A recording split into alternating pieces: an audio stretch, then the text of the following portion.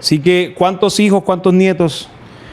Bueno, hasta ahora el Señor nos ha regalado 7 hijos, 14 nietos y hemos incluido dentro de nuestros hijos a las parejas de nuestros hijos e hijas para que tengamos 12 hijos y así poder ver cómo el reino de Dios sigue creciendo en nuestra familia y multiplicándose conforme el Señor nos ordenó, fructificados y multiplicados, y estamos cumpliendo. Y el rancho ardiendo. El rancho ardiendo, sí. Así es. Así es, nietos, hijos y una generación larga. No solamente hijos físicos, sino también sobrinos. Ustedes criaron sobrinos también. Y aún los hermanos menores de ustedes. Amén. Sí, Señor, fue algo maravilloso ese trabajo. Así es. Daniel. Bueno, hoy tuve una experiencia bien bonita allí en el Hotel La Haya. Y me gocé porque cuando hablé con la persona, uno de los más importantes de la reunión, me dijo: yo asisto a una iglesia que se llama el Altar de Dios. Y yo le dije: el pastor de esa iglesia es mi primogénito. Y el hombre dijo: ¿cómo así, hermano? ¿Cómo es posible? Sabe que yo vengo de Valledupar, de la iglesia CG, pero apenas vi a ese muchacho, apenas lo escuché, apenas él comenzó a charlar conmigo, no, me llenó el corazón enseguida. No sé, él tiene un no sé qué que inmediatamente me conquistó, me capturó. No, Esther es impresionante. La verdad que solo con hablar y decir lo que quiere, ella no solamente dice lo que quiere, sino que ya lo conquistó. Entonces esa fe de ella es hablar de algo que necesita, pero no está hablando pidiéndolo, sino que ya lo tiene. Entonces pedía la plata y primero compraba algunas cosas personales y después compraba la comida y lo que le quedaba devuelto le decía: papi, ya todo está resuelto. Eleina, en una cualidad. Es impresionante, como la vimos tan delgadita, tan flaquita, entonces yo comencé a pechicharla, a consentirla, a hacerla la niña de cuidado mío, ¿no? Y ella se sintió, se robó ese derecho de tal manera que hasta hoy todavía ella cree que yo soy su pechiche. Tanto que inclusive inteligentísima también. Además se sentaba conmigo a verse todos los partidos de fútbol y hasta se hizo fanática de la Selección Colombia, del Atlético Nacional y de todos los equipos que ganaban Copa Libertadores. Para ella ese era el mejor equipo. Me la pusieron difícil. Sí, sí. Ella tiene un temperamento que ocultaba en su carácter algunas cosas que hacía y ella entendía yo que está pendiente de él. Muy pendiente, porque es que el tipo se camuflaba demasiado. Y eso, pues, de alguna manera, pues, la malicia de una persona como el caso mío. Yo era muy malicioso con mis hijos. Definitivamente lo perseguía donde sea y le preguntaba, porque lo hacía, no vaya a mentir. Elías trataba de cuadrarlo a su manera, pero nunca me hizo ninguna cosa que yo diga: no, el tipo se pasó por encima de mí, me saboteó y todo. No, me decía: papá, perdóname, lo cometí, lo hice y aquí estoy, yo quiero ponerle la cara al asunto. Y la verdad me tocó confrontarlo fuertemente hasta ponerlo en disciplina varias veces. Y tú vendiste en una editorial, Plaza y Janés, ¿eso todavía existe? Sí, no sé si existe. ¿Tú vendías puerta a puerta? Sí, yo vendía en los colegios, por libranza, y profesores que conocían y me conocían a mí. Y pues de eso me multiplicó, como dices tú, el trabajo por causa, pues el hermano América le dije. ¿Y eso sí da plata? Claro. Si vas a renunciar, no te vas a amargar en la casa. Entonces tienes que estar bien segura de la decisión que vas a tomar, porque tú nunca has estado al frente de un hogar. Y sería bueno que tomaras una decisión guiada por Dios, que lo que está haciendo tenga que sea Dios. Asegúrate que es Dios, porque si Dios lo hace perfecto. Ajá. Si tú lo haces por tus propios medios, pues vas a fracasar. Así que eso fue una de las palabras y me tocó trabajar en el editorial Plaza y Janés. Ya antes había trabajado en la Jackson de Estados Unidos y en la Camilo Torre de España.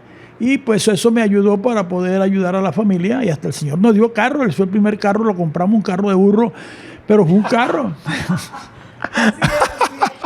Señores, tuvimos carro de burro. Y el segundo carro fue un carro Renault 12 naranja. Era naranja, color naranja. Vea, eso están de moda ahora. Bueno, ahorita vamos a entrar a otros detalles. Y ayer nos dormíamos el día todas las tardes. Ahí me dormían porque yo no me dormía de que mecedora, nada de eso, que va. Me montan en el carro y me duermen.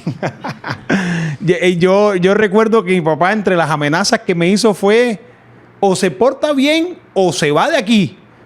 Eso fue así cruel. Fue una de las cosas bien fuertes que hizo alinearme. Pero tu mamá nunca lo supo. Ya no supo, pero él sí me lo dijo. Y cuando yo me portaba mal y estábamos almorzando, me quedaba viendo así de reojo. Ay. Eso, mi papá nunca fue. Mi papá nos pegaba correazos, pero la persuasión de mi papá era más dura que los correazos. Así es. Era más dura porque él se lo quedaba viendo a uno. Entre 3 palabras, 4 palabras que decía, nos ponía a temblar. Cuando nos mandaba a hacer mandado y no queríamos, él decía, bueno, yo voy. Y para nosotros eso era grave. Mi papá dijera yo voy, era como, y nos parábamos nosotros ahí a ver de qué manera solucionábamos. Pero bueno, eso hace parte de todo el proceso, es parte de la historia que hemos vivido. Otro detallito de Elías, que en la casa él se pintaba las lanas de blanco. ¿Cómo era así? Ok. Sabía hacerlo, sabía. Mire. Oh, Dios mío, usted tiene que... Yo sé que yo no se las apliqué a ellos porque ellos han tenido mucho discernimiento espiritual. Sí. Y Elizabeth entonces hizo eso. Sí, señor, y nos fue una gran bendición para todos porque cuando alguien comienza a enseñar algo que es bíblico y que puede ayudarnos a mejorar nuestra relación familiar, pues eso es importante. No, y otro detallito, nosotros estábamos en el Perú, duramos creo que varios días en el Perú, para no decir fecha exactamente los días, duramos varios días en el Perú. Cuando regresamos del Perú, el vuelo de nosotros llegó como a las 12, casi a la 1 de la mañana. Y ese mismo día, al día siguiente, a Elizabeth le tocaba enseñar en un encuentro de niños, de juveniles. Y estaba llorando porque ella no sentía libertad de estar en ese encuentro, ella se sentía mal, no sabía lo que sentía. Y a esa hora que uno cansado de venir de 3 horas de vuelo de Lima a Bogotá y otra hora de Bogotá a Cartagena, más el tiempo que dura en el aeropuerto uno haciendo su emigración y toda esa cantidad de cosas, llegamos cansadísimos. Pero la niña le comenzó a llorar que no iba. Un sentimiento de angustia, no sabe lo que le está pasando. Entonces, y comenzó, yo ahí medio dormido, cabeceándome, y mi esposa tratando como de convencerla. De pronto sentí así en el espíritu abrazarla. Solamente la abracé. Y cuando la abracé, inmediatamente ella se quebrantó, comenzó a llorar, pero de una manera impresionante, y quedó completamente libre. Wow. Tanto que en la mañana temprano, papi, ya estoy lista para irme para predicar la palabra de Dios.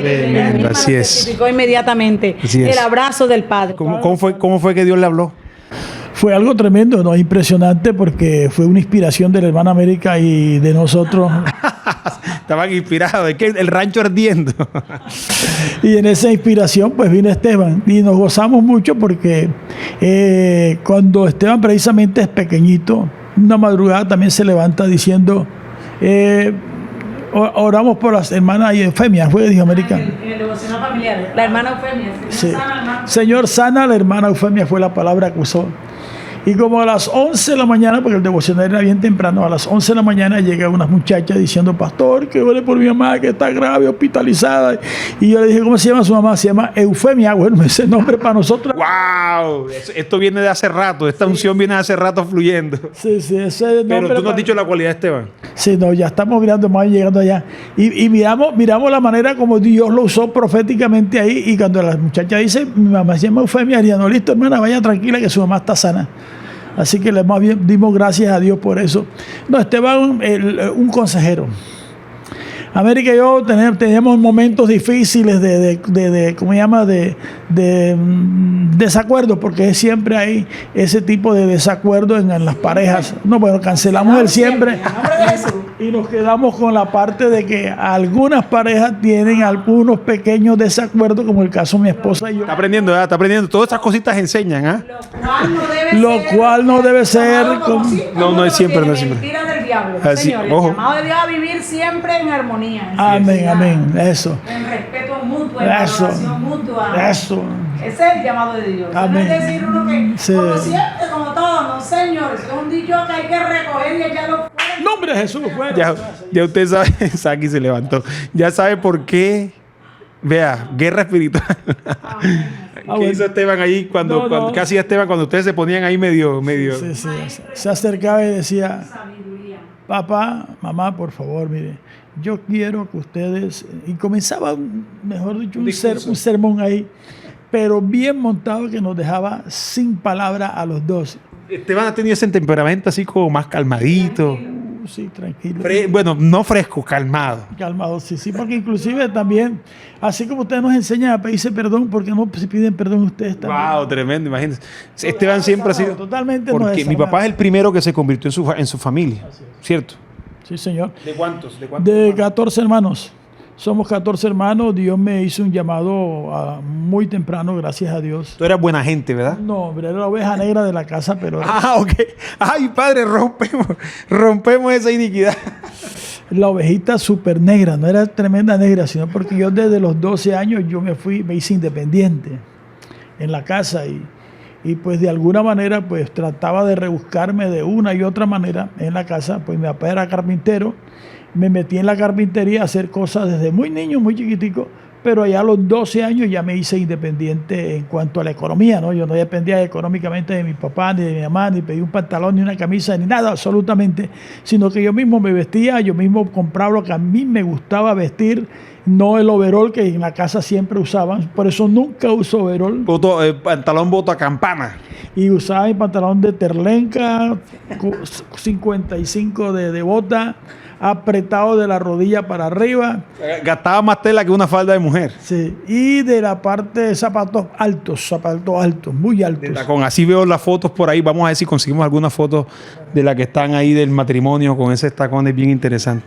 Y también la franelita de seda, también era franelita con flores, Flores, con, así medio con abierta. cisne, y eso, y el cabello engajado, así como lo tiene yo, los que conocen a Joss. Mi cabello era así como el de Joss, engajado, así con todos los gajitos esos hermosos. Como los del pibe. Y en aquel tiempo no era el pibe el modelo, sino Piero, el cantante Piero. Imagínense. Entonces, eso pues, cuando llegué a Cali, la primera vez yo estaba un jovencito de 21 años, los caleños decían, mira, ve, cómo usa, está todo arrebatado, pantalón arrebatado, camisa arrebatada, hermano, vea ese país, y que pastor, hombre, A los 21 años te convertiste. 21 añitos, sí, señor. Y ya, pero a los 21 años ya tú tenías tu historia de traguitos y todo el cuento. Bueno, la verdad, fueron unos traviesos en cuanto a los pandillas de jóvenes, pelea. Un cubano me enseñó a pelear, el boxeo, ¿no? Un cubano llamado Kid Duló, ese era el nombre. Este hombre nos llevaba a la playa y nos enseñaba a boxear. Pero todas las peleas que yo hice me hinchaban el ojo, me hinchaban los labios, me partían la nariz. Así que todas las Pero peleas. eras perionero. Era perionerísimo, tremendamente, tanto que en mi casa decían que yo era el gallito de pelea. Imagínense, tremendo. Y de ahí, 21 años, De ahí para acá, pues, jugaste con el pibe en Santa Marta. no recuerdo haber jugado con el pibe, pero sí con otro llamado el Didi Valderrama. Ese sí, de ese me acuerdo más que del pibe, ¿no? Wow, mira, ahí está. Estamos contando aquí historias de gente que...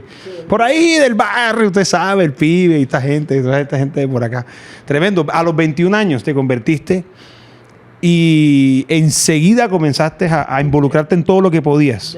Completamente de una, pues de ahí en adelante, pues Dios me permitió en ese año ayudar a la iglesia o ser parte de la iglesia central, la Asamblea de Dios en Santa Marta. En el año 72 ya paso al seminario bíblico y en el año 73 me entregan las credenciales de las Asambleas de Dios de Colombia, que se llamaba credencial ministro evangélico. Entonces ya de ahí, de esa credencial, pasé a ser directivo en ese año 1973, al directivo nacional de jóvenes. ¿En el año qué me dijiste que te convertiste?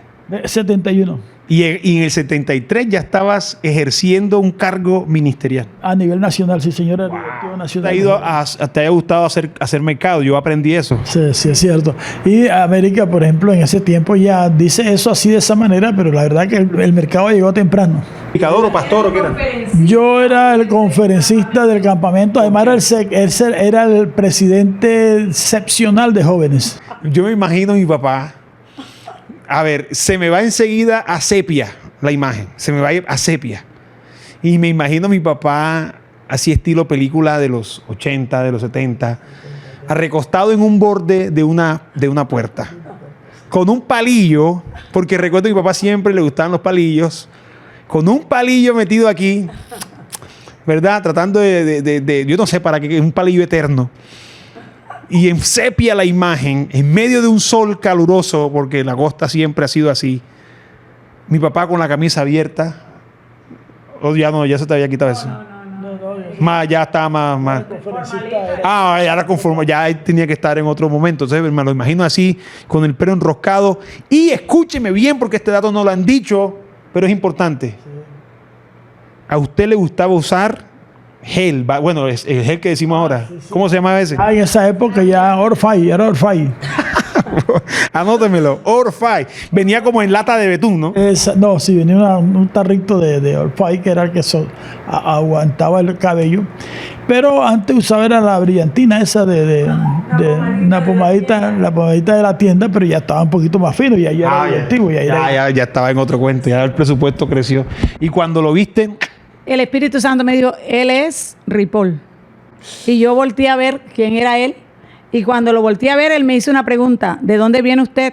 De Ciénaga. ¿Quién es el pastor allá? Yo no sabía el nombre del pastor. No, espérate, vamos por partes. Esa parte me interesa. ¿Esa pregunta fue pastoral? Bueno, la pregunta no, es que la historia la tiene ella, porque ella es la que estaba interesada en saber quién era yo. ¿Tú te acuerdas? ¿Tú no te acuerdas? Yo no me acuerdo, pues te repito que más bien es la experiencia que ella vivió, ¿no? Tremendo. No, y el caso de la hermana América es una experiencia única de ella. Así es. Que era el soltero más cotizado de la región. Dios santo. ¿Tú sabías eso? Claro, presidente de jóvenes en la iglesia, diáconos en la administración de la iglesia, como se llama, presidente excepcional, más directivo nacional desde el año 73. Dios mío, eso la gente, todo el mundo, el poco de muchachas a nivel nacional me mandaban notica, cartica, fotico. WhatsApp. No, Y yo acababa de llegar y no sabía ni siquiera que había que ahora para comer, imagínense. Y ya estaba el Espíritu Santo haciendo la vuelta.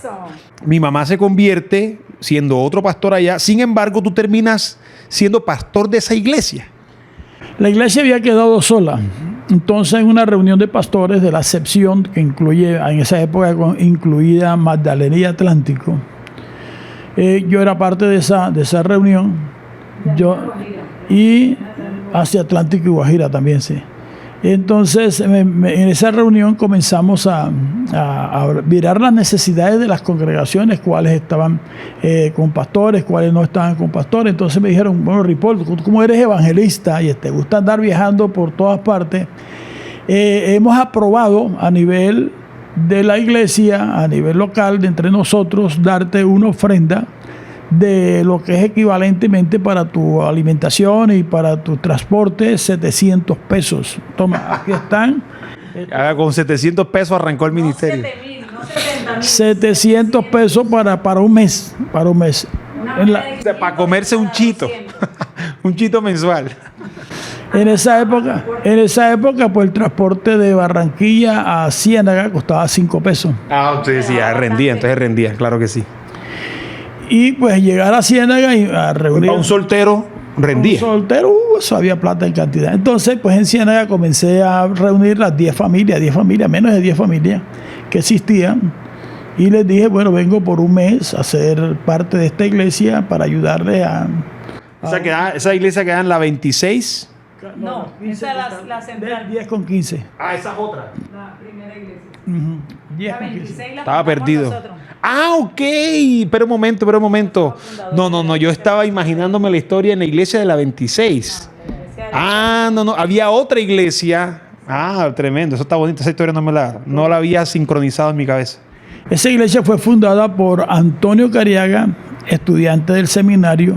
Junto conmigo fuimos a predicar la palabra del Señor en un andén. Buscamos el andén más alto de Ciénaga para poder predicar el evangelio, y eso estaba allá en la calle 3 aproximadamente de Ciénaga, con la carrera 11 aproximadamente. ¿Cerca a la plaza? No, un barrio más retirado, más cerca de la playa, sí. Entonces allí conseguimos el andén preciso para comenzar el primer culto. Entonces yo venía con él del seminario, el día viernes por la noche predicaba yo, y el día sábado, como yo era el pastor de jóvenes en la iglesia central en Santa Marta, entonces yo me iba para Santa Marta. Y así comenzamos a hacer el trabajo, ¿no? Y entonces te pasan para esa iglesia. Eso fue en el año 1972, al comienzo. Y después de ahí, pues entonces, en esa época, ya en el año 76... 4 años después. Ya tenían un templo, ya tenían... En el año 76 llego yo pues a buscar a hacer la campaña, ¿no? Un mes de campaña. Te organicé la gente, le dije, bueno, vamos a hacer campaña en todos los 4 puntos cardinales de la ciudad. Dígame cómo podemos hacerlo. Entonces comenzamos allá, barrio donde está... Mire, y esa idea todavía él la tiene. Mire, cualquier persona le pregunta, pastor, ¿cómo puedo empezar ministerio? Y le dice, haga campaña todos los días, todas las noches, ¿cierto? Todas las noches, sí. Eso todavía él hasta lo recomienda, así que... Sí, así es. Entonces, hablamos, ¿quién va a prestar su casa para instalar los equipos? Entonces, la hermana América fue la que prestó su casa para instalar los equipos. Allá en el barrio El Carmen, creo que fue una muchacha llamada como América, bueno, no me acuerdo. Y el barrio El Carmen, después vino...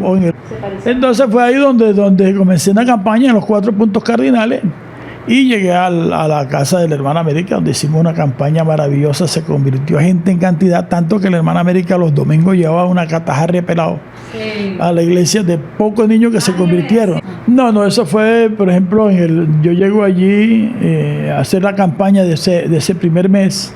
Voy a la reunión de pastores y digo, bueno, aquí están, se convirtieron tantas personas, hay tantas para bautizar, y comencé a presentarle el informe, ¿no? Me dijeron, bueno, usted verá si deja perder esa alma, porque pastor para allá no hay. No, porque qué invitación tan linda. Así fue como así lo asignaron. Le asignaron la iglesia. Listo, entonces yo pues dije, bueno, me quedo ahí, pues no voy a dejar perder esas almas. Me quedé en Ciénaga ese año, casi todo el año. Ahora, ¿tú comenzaste a verla a ella como la opción? No, nunca la vi como la opción porque yo lo que ella dice, las cualidades que yo miraba en ella, pues no eran las que estaban llenando lo que yo estaba pidiendo. No, ella no calificaba. Tanto que cuando yo sentí algo por ella, inmediatamente reprendí al diablo y dije, no, señor, esto no es de Dios, esta cuestión aquí, esta muchacha, porque se está metiendo en mi corazón así. Y a veces sentía como que me apretaba mucho la mano y decía, ¿para qué le pasa? ¿No? Ojo. Él dice que... Espérate, me acaba de decir al oído, préstame ahí. Bueno, eso sale allá en el micrófono. Él dice que sentía que yo le apretaba la mano. Yo ahora que entiendo que tenemos ángeles que nos ministran, mis ángeles me ayudaban porque yo sola no hubiera podido hacer esa conquista. Así es, varones, hermanos. Le apretaba la mano, mi ángel hacía esa Si usted siente que le apretan la mano, pregunte si es la persona o puede ser el ángel de la otra persona que le está apretando la mano. Yo no era capaz de hacer una cosa esa, yo muy temerosa. Le apretaban la mano y ahí comenzó el corazón a acelerarse. Imagínese una muchacha tan simpática, tan bonita, tan elegante, con tanta educación, una muchacha inteligente. El hecho de haber pensado en mí y de estar enamorada de mí, eso quiere decir que una mujer más inteligente que hay en el mundo. Oh, tremendo. Yo era el directivo distrital de jóvenes en esa época, porque el distrito en el año 75 ya me había nombrado. El distrito no, los pastores nacionales me dijeron, Ripoll, encárgate de organizar a nivel distrital a los jóvenes. Y fue entonces yo era el pastor distrital. Yo sí me acuerdo, la verdad que ya cuando el Señor comenzó a mostrarme que era ella, yo me acerqué un poquito más. Porque ellos Pero es verdad que tú buscabas el momento para hablarle. Claro, porque es que ya yo había pasado 3 días de ayuno y oración diciendo al Señor, si esta muchacha es la que tú has escogido para mí, en estos 3 días de ayuno, por favor, muéstrame si ella es, y si ella es, por favor, bautízala con Espíritu Santo. Y entonces yo procuraba, antes que termine este evento que estamos realizando, el evento del evangelismo. Correcto, y entonces eso pues de alguna manera, pues yo comenzaba a acercarme más a ella para poder saber si hay de lo que estoy pensando, lo que estoy sintiendo, lo que el Espíritu Santo me mostró es real o tengo que renunciar de la iglesia y escaparme para cualquier otra parte, porque en esa época me habían ofrecido pastorear la iglesia en Cúcuta, en el barrio Cundinamarca y me habían ofrecido también pastorear una iglesia en Palmira y también ya había salido del barrio Villate. Así que entonces, pues, estaba en el barrio, me ofrecieron Villate, correcto, en el barrio Villate en Barranquilla. Yo tenía 3 opciones. Yo dije, pues si esta muchacha no es la que tú has escogido para mí, yo inmediatamente acepto cualquiera de estas 3 oportunidades que me están. Eso está dentro del presupuesto, eso no está dentro del presupuesto. No, pero es que en el caso mío yo nunca he manejado presupuesto. En el caso mío siempre he dependido de Dios.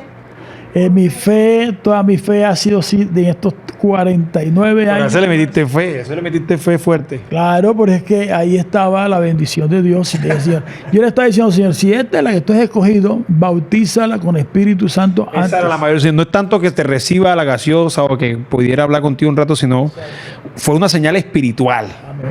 Imagínate. O bautízala o me voy de Ciénaga para un lugar lejos donde yo no pueda estar viendo a esa muchacha tan simpática cerca de mí. Oh, eso te asustó. Claro, me puso nervioso, imagínate. Más cuando estoy orando pidiendo la dirección de Dios, y que la dirección de Dios no era que el Carrillo dijera, intercediera por mí. La dirección de Dios es que Dios la bautizara con Espíritu Santo. Pero con todo eso, en algún momento en la oración yo le dije, Señor, me acordé y le dije, Señor, tú conoces los problemas, el problema que tenga el pastor Ripoll, en el nombre de Jesús, ayúdalo, amén. Eso fue todo lo que yo oré por él. Y ahí se respondió el Señor. Ahora, la perspectiva tuya, cuando tú llegaste. Imagínense, cuando yo llego, que veo que todos los jóvenes emocionados porque la hermana América había recibido el Espíritu Santo, pues lo del salto no me acuerdo. Pero sí me acuerdo que inmediatamente... Sí, pero sí podías saltar en ese momento. Bueno, sí, soy uno joven, delgado, esbelto, con toda esa figura atlética que tenía. Entonces me le acerco a la hermana América ya con toda la calma del caso. Hermana, la felicito, qué hermosa experiencia usted acaba de vivir. Eso me gusta. No, esa frase se diría así como, hermana América, qué hermosa experiencia que ha tenido. Fue algo maravilloso, hermano. Y comencé yo entonces y le dije, y ella trataba de testificar y lloró por el problema que yo le dije. Entonces ella quedó así frenadito un ratico. Entonces ella comenzó a querer testificar. Me dijo, no, hermana, perdóneme, sí, siempre oró, pero... Y yo entendí eso que ella me dijo. Precisamente cuando estaba orando por su problema, fue que el Señor me cargó en sus brazos, lo que ella había contado ahorita, su experiencia personal, y la llevó hasta allá, hasta el trono de la gracia. Y lo hermoso es de todo eso, apenas entonces yo la interrumpí otra vez porque ella quería seguir contando toda la historia. Entonces le dije, hermana, perdone, mire, lo que pasa es que yo estuve orando, ayunando por usted durante varios días, y lo que le pedí al Señor es que si usted era la persona que Dios había escogido como para mí, como esposa, usted que la llenara con el Espíritu Santo antes que terminara esta semana. Y mire que hoy apenas es viernes y ya el Señor me respondió. Y ella se me acerca y me dice, así como hacen las muchachas, ay, pastor, yo también estoy ayunando por lo mismo, pastor. Tú dijiste eso. Así le dije. Que no solamente mi esposo y yo somos un proyecto de Dios.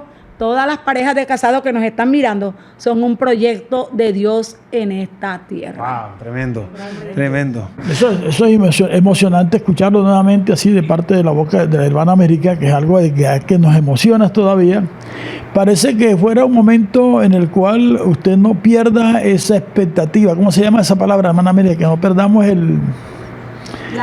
la capacidad de impresión, de emocionarnos, de maravillarnos y de saber que eso debe estar ahí vivo permanentemente para poder conservar esa unidad de amor, de unidad y también de respeto el uno al otro, para poder conservar la bendición de Dios.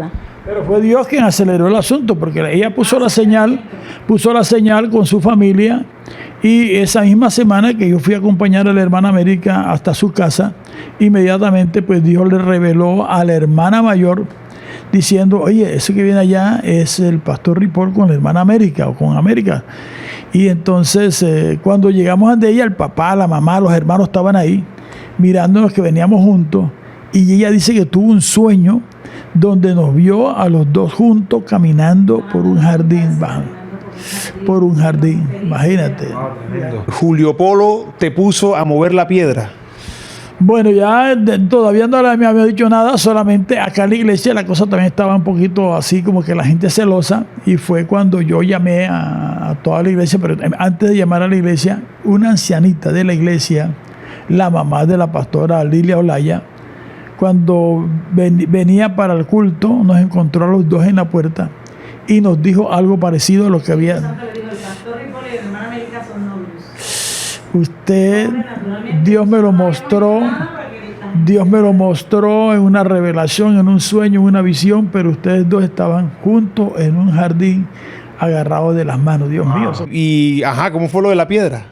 No, eso sí, lo que pasa es que cuando llegué a pedir la mano de la hermana América, el señor Julio me dijo, bueno, el papá de la hermana América me dijo, yo acepto que usted pueda ser novio de mi hija si me mueve esa piedra, un piedrón inmenso que estaba en la esquina, porque estaban rellenando las calles. Entonces, entre las cosas que trajo la volqueta para rellenar las calles, una piedra inmensa y el Caterpillar, sí, ya está, sí. Pero era inmensa, era como casi como 1,50 metros de alto, y igual sí. Sí. Y entonces pues estaba ahí. Así era de grande. Y él me dijo, el viejo quería tenerla ahí para que protegiera la esquina de la casa, porque los carros pasaban muy cerca de la casa. Además también, como la calle estaba destapada, brincaban también las paredes de la casa con el agua, ¿no? Porque siempre había agua en la calle, porque la gente botaba el agua del lavadero de su casa, no había alcantarillado. Nos ponían a achicar el pozo. Entonces viene mi suegro y me dice eso. Tiene que moverme esa piedra y ponérmela ahí en toda la esquina. Así le, no, eso no hay problema, para Dios no hay nada imposible, le contesté yo algo así parecido. Así que cuando vino la semana siguiente, que yo estaba ya pastoreando en Barranquilla, la semana siguiente regresé y ya la piedra estaba en la esquina. Y le pregunté a mis cuñados, ay, ¿quién movió la piedra esa ahí? No, cuando estaban regando la arena para ¿cómo se llama?, tapar los huecos de las calles, la catapila esa esa comenzó a mover la piedra y sin que nadie le dijera, la puso ahí en la esquina. Y no, eso no fue la motorniveladora esa, fue los ángeles de Dios que siempre me han estado respaldando en todos los compromisos que Dios me mete o que la gente me mete. Dios está ahí preciso para hacer las cosas exactamente conforme me lo piden. Así que los ángeles movieron esa piedra y la pusieron ahí en la esquina. Tremendo, ahí está, el viejo Julio quedó feliz entonces ahí. Yo recuerdo a mi abuelo muy feliz también, con una bonita amistad contigo, siempre admirándolo. Sí, este es mi hijo mayor, me decía el viejo. Una cosa que vi en el señor Julio fue que se convirtió en un papá para mí. La verdad es un papá maravilloso. Ya mi papá ya ha muerto, yo también lo adopté como papá. En esos días mi papá había fallecido y pues en esos ya uno siente el vacío de papá, entonces él llenó ese vacío. Y me le acerqué más, ya conversaba más con él y me metía, cuando estaba haciendo algún oficio, le ayudaba. Te acompañaba en el carro, yo sabía que él te decía. Eso ya cuando se pensionó, entonces yo le dije, viejo, vamos a pegar un recorrido por toda la costa. Y me lo llevé de aquí a Cartagena, me lo llevé a Montería, me lo llevé a Cincelejo. Después entramos a Bosconia, donde está Jaime pastoreando, y allí... Sí. Y después fuimos... Atajaba a la gente también, era ujier. A Valle de Upar, fuimos a Fonseca en una campaña, estuvimos varios días predicando en Fonseca, y después fuimos a Riohacha. Dije, dije que vamos a dar una vuelta por la costa norte, y aquí tiene todas las ciudades capitales que usted conoce. Y llegamos a Santa Marta y Ciénaga. Cuando llegamos a Ciénaga, me dijo, mijo, hermoso recorrido, hermano, y eso hay que repetirlo otra vez. Y la verdad es que el viejo se gozó mucho con nosotros, pues conmigo, exactamente así. Cada vez que yo salía, cuando yo trabajaba en la editorial, me lo llevaba para que me acompañara. Tanto que una vez sufrimos un accidente en el carro, en el Renault 12 que tenía. Y fue una cosa en la cual el viejo, cuando vio que ni él ni yo teníamos nada, sino el carro todo reventado, me dijo, Dios está con usted, mi hijo, Dios está con usted. Una experiencia bien bonita que viví con el viejo Julio Polo Maldonado, que me conmueve al escucharlo. Hombre de la... Repita después de mí, dígale: Señor Jesús, Señor Jesús, te pido perdón te pido perdón por mis pecados. por mis pecados. Lávame con tu sangre. Lávame con tu sangre. Límpiame de toda maldad. Límpiame de toda maldad. Señor, Señor, reconozco reconozco que la sangre que derramaste sangre que derramaste en la cruz del Calvario del Calvario no ha sido en vano por mí ha sido en vano ni por mi familia. por mi familia. Creo, Señor, Creo, que Señor, tú eres mi Dios, tú eres mi Dios, que eres mi Salvador, eres mi Salvador, que eres el dueño de mi vida. eres el dueño Y de por eso hoy te acepto mi vida. Hoy te acepto en el nombre de Jesucristo. Te recibo en mi espíritu, en mi alma, en mi cuerpo, en todo mi ser. Gracias te doy, Señor, porque desde hoy en adelante toda maldición toda maldición que haya venido que había venido de mis ancestros hasta aquí, hasta aquí, hasta este día, se bloquea. se bloquea. No va a pasar a mis hijos, no va a pasar a mis nietos, no va a pasar a mis bisnietos, no va a pasar a mis generaciones, porque declaro que todas mis generaciones Toda mi generación son benditas y poderosas poderosas. en esta tierra. Gracias te doy, Señor, por esta bendición de saber que ya mis generaciones son bendecidas por el poder de la sangre de Cristo. Ayúdame a ser ejemplo, ayúdame a ser un testimonio vivo para ellos. Testimonio vivo para ellos. En el nombre de Jesús. Gracias, Espíritu Santo, porque sé que tú me vas a ayudar, me vas a guiar y me vas a dar la sabiduría para pedir perdón y para saber perdonar. Ayúdame, Señor. Te lo ruego, Dios, en el nombre de Jesús, dándote gracias. Diga: Señor, bendíceme mucho. Ensancha mi territorio. Que tu presencia siempre esté conmigo. Líbrame del mal, para que no me dañe ni a mí ni a mi familia. Y bendícenos conforme a tus riquezas en gloria. En Cristo Jesús. Amén. ¿Verdad? Hacíamos el devocional familiar todos los días. ¿A quién se le ocurrió eso? Bueno, es cuestión de los dos, ¿no? Porque comenzamos primero los dos a unirnos en oración desde muy temprano. Entonces nos enseñaba mucho Sí. también recién. Y recién convertido, pues habíamos recibido una orientación, no recuerdo de quién, pero que mi esposa y yo nos pusimos de acuerdo antes de que nacieran nuestros hijos a unirnos en oración, a agarrarnos de la mano. A veces ella se ponía de rodillas de un lado de la cama y yo del otro lado, y agarrarnos de las manos y orar juntos. Y esto, pues cuando ya Daniel nace, comenzamos a cargarlo de la cuna, llevarlo a la sala, aunque estuviese dormido, no importa, pero nosotros hacíamos el devocional en la sala y allí pues ya leíamos algo de la Biblia y luego llevábamos al niño dormido otra vez a su cuna. Pero eso se hizo un estilo de vida, ¿no? Muy común entre nosotros todos los días, todas las mañanas, todas las madrugadas, y orar al Señor. A veces la hermana América volvía otra vez a la cama a atender al bebecito, a darle seno, y a veces se quedaba dormida hasta más tarde mientras yo les preparaba el desayuno. Y así, todo eso pasó mientras este tiempo tan hermoso que el Señor nos regaló de poder criar a esta familia tan bella que el Señor nos ha regalado, pues y así ser partícipe de esta gran bendición. Y ¿cómo hacer ese devocional entonces? ¿Importa la hora? ¿Importa la ubicación en la casa? ¿Cómo podemos decir a la gente cómo hacer ese devocional familiar? Es algo muy sencillo. El tiempo en que todos estemos en casa nos ayuda para que podamos reunirnos y comenzar sin obligar a nadie. Que el asunto no está en obligarlo, el asunto está en motivarlo más bien, para que no tomen eso como que una disciplina, como una carga, como no, sencillamente a mi esposa, gracias a Dios, el Señor le dio estrategia de motivarlo con un premio. Le vamos a dar un premio al primero que esté en el devocional. Y se le compraba las cosas que ellos necesitaban. Así que no había necesidad de decirle, si era un pantalón que necesitaba, se le compraba el pantaloncito. Eso era, había que comprarlo. Sea como sea, había que comprarlo. Entonces se le incentivaba con lo que ellos necesitaban. Y algo más importante, Elías, mirando la necesidad, cuando había una necesidad de alguno de ellos para pagar la universidad, o para pagar el colegio, o por alguna necesidad cualquiera que sea, allí en el devocional se traía la petición.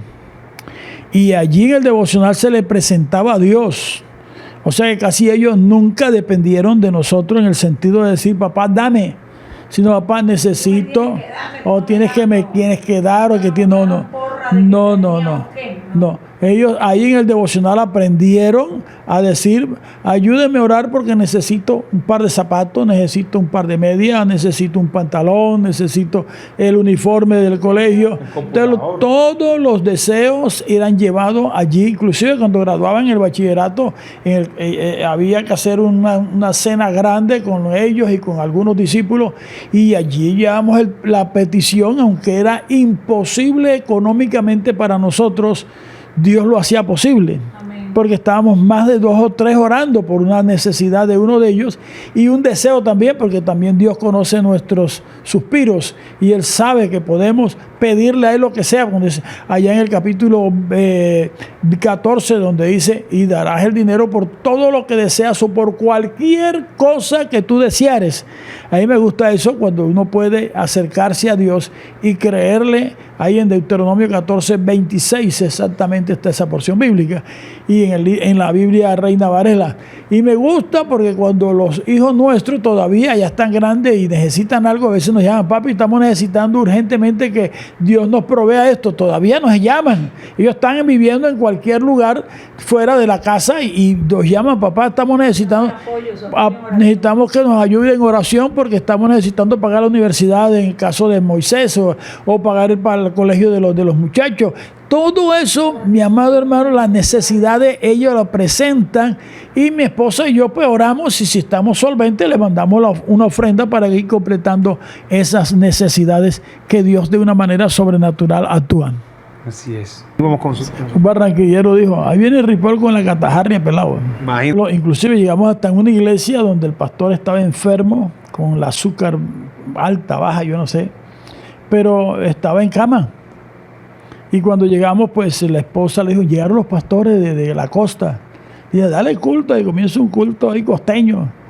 Y comenzamos ese culto, y ese día hablamos sobre primicia, que era uno de los temas que más manejaba en esos viajes. Y después que terminé de predicar las primicias, le dije, pues voy a pedir al pastor que allá en la cama donde esté, se ruede un poquitico, se siente en una silla, y ustedes le van a acercar para entregarle las primicias a él en sus manos. Eso fue algo maravilloso, porque después supe que al pastor ya le habían pedido a la iglesia, por causa de su enfermedad, que lo iban a liquidar y lo iban a mandar a descansar. Pero ese día ese pastor recibió sanidad completa. Wow. Completamente sano, porque la gente lo abrazaba, lo besaba, le entregaban el dinero de la primicia, lo que la gente entendió. No importaba la cantidad, pero el solo hecho de abrazarlo, de darle una palabra de ánimo y hacer ese acto de poner a la gente a caminar hacia el pastor, fue un milagro que él mismo nos contó a nosotros, al hermano América y a mí, diciéndonos, pastor, esto fue un milagro de Dios, que Dios haya cambiado. Definitivamente mi salud desde ese día en adelante, soy una persona completamente sana. Tú predicabas, porque igual tú donde ibas, tú decías, voy a pasar por tal pueblo, y enseguida el pastor te decía, predique. Ese día venga y predique. Y entonces nos mandaba a nosotros, antes de predicar, podía haber cantado la alabanza 10 horas de la iglesia esa donde íbamos. Pero se iba a montar mi papá y nos mandaba a enseñar a nosotros. Súbanse ahí. Sin pedir permiso muchas veces, nos montábamos nosotros en los instrumentos. A mí esas baterías me quedaban algunas muy grandes. Y Daniel veía cómo hacía para cantar y tocar. Y cantábamos la alabanza antes de que tú predicaras. Tremendo. Y no solamente eso, sino que decía la gente, oye, pero es que estos tipos... Y en esa época estaba de moda las canciones esas grandes y maravillosas, son tus obras. Y los pegalos tocaban tipo salsa, ¿no? Y eso era impresionante, como los cachacos comenzaban a brincar y a saltar por... Cachacos, es decir, personas del interior. Exactamente, sí. Ahora Elías defiende un poquitico porque su esposa es caleña y también le dicen cachaca. Así que vemos cómo Dios de una manera impresionante cambiaba el nivel de la iglesia, que era una iglesia toda tranquila, pacífica, pero apenas estos pelados entraban con el piano, la batería y la guitarra y la alabanza, mejor dicho, se armaba el baile en cada miembro, no, perdón, la danza.